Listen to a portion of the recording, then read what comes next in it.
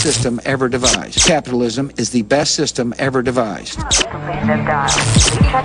Cuando hablamos de injerencia e intervención, se suele pensar en bombardeos y acciones de guerra.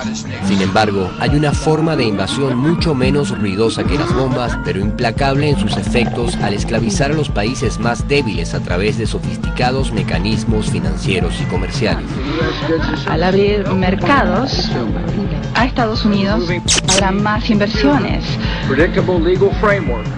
Uno de los mecanismos de injerencia empleados por la potencia del norte a lo largo de la historia para devorar la economía de los más débiles son los tratados de libre comercio.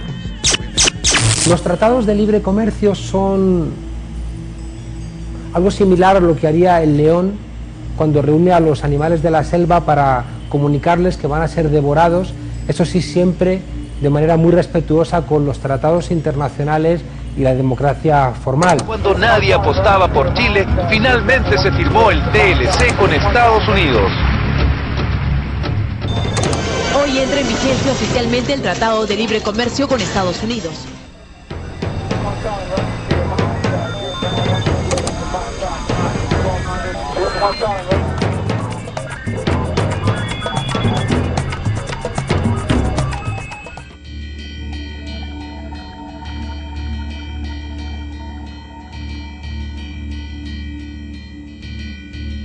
Cuando se convoca aquella mal llamada, como podemos asegurar que es mal llamado, Cumbre de las Américas, ¿verdad?, en Miami, Estados Unidos llevó allí la tesis de transformar a todo el hemisferio en una gran zona de libre comercio.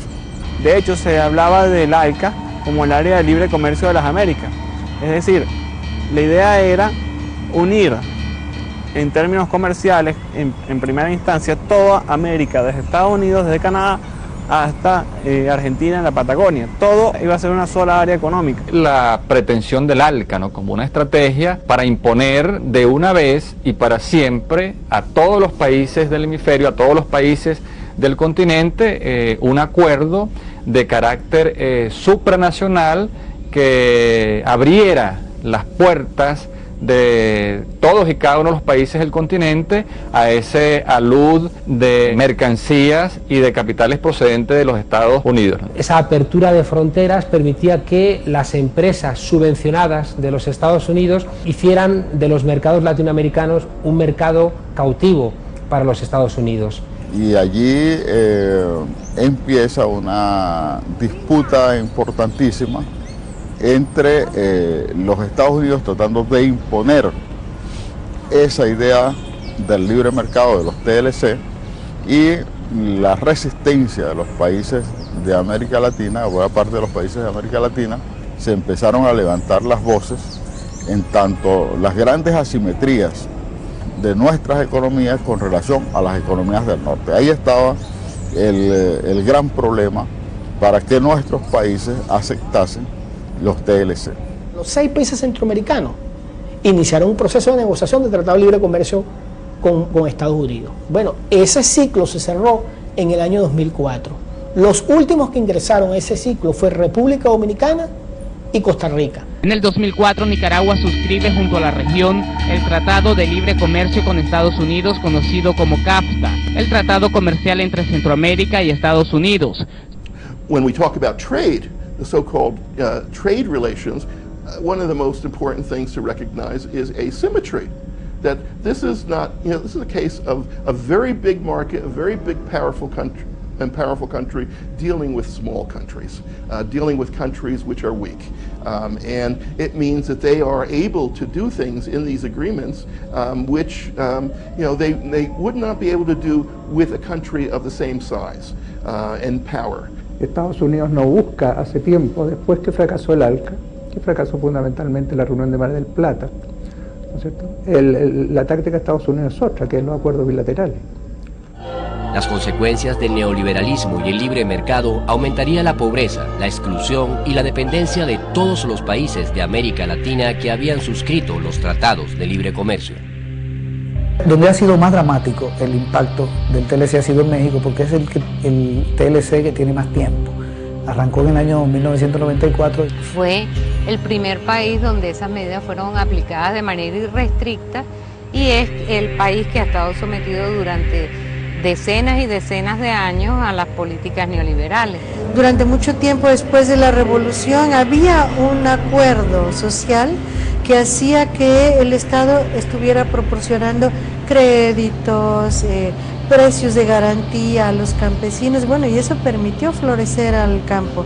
En el momento en que empiezan a abandonarse estas políticas, que se individualiza la propiedad de la tierra, se viene abajo la producción campesina, empieza a haber acaparamiento de tierras por grandes latifundistas, con empresas agrícolas en forma, el agrobusiness famoso, entra con el Tratado de Libre Comercio y bueno, hoy tenemos una alimentación mucho más insana que la que teníamos hace 10, 15 años. That Mexico had all these grand promises about how wonderfully they would do under NAFTA, that in fact unemployment, increased in many areas.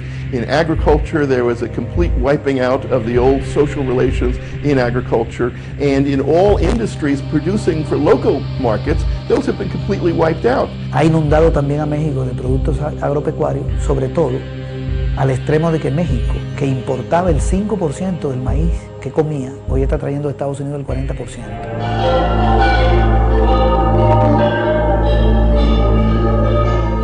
Cómo se ha incrementado el precio del maíz en México y sabiendo nosotros lo que significa el maíz en la cultura gastronómica de la alimentación para el mexicano. En consecuencia, los alimentos basados en el maíz han ido desapareciendo de la dieta básica de los mexicanos, no porque no quieran, sino porque no hay. En vez de consumir maíz, que siempre se consumió en México, hoy estamos consumiendo cada vez más un trigo procesado muy empobrecido, o el maíz se ha transformado en unas harinas mezcladas con otras cosas. Es decir, hemos perdido realmente calidad de vida de manera muy acelerada en los últimos años. México está trayendo la mitad de la carne, está trayendo el 90% del trigo, es decir, le están desmantelando su agricultura.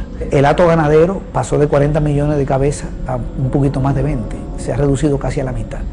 México era un país que se satisfacía, que se autoabastecía con el arroz y el algodón. En vista de que empezaron a entrar estos productos estadounidenses a México, México ahora no se autoabastece con algodón y arroz. Y ha ocurrido que millones de campesinos que estaban involucrados con esa actividad económica hoy están sin empleo. El caso de México es patético. Los maiceros norteamericanos reciben subsidios por parte del gobierno norteamericano, subsidios sustanciales, de manera de que un maicero mexicano no puede competir en términos de precio con un maicero estadounidense. Habrá un marco legal más seguro que va a atraer inversionistas estadounidenses.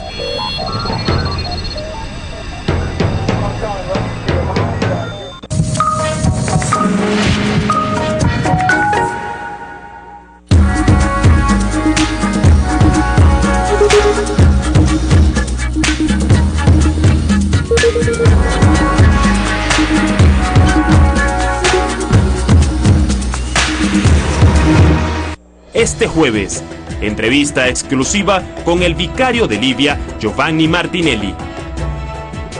Este jueves, solo por Telesur.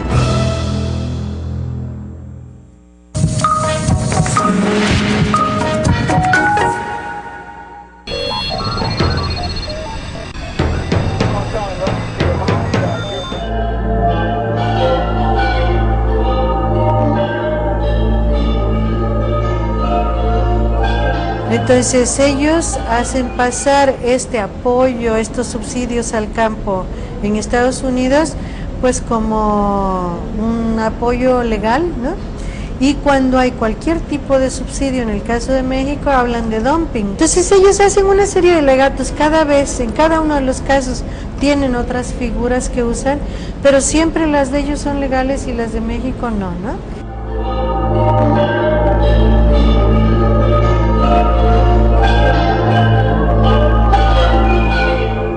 México hoy tiene más deuda externa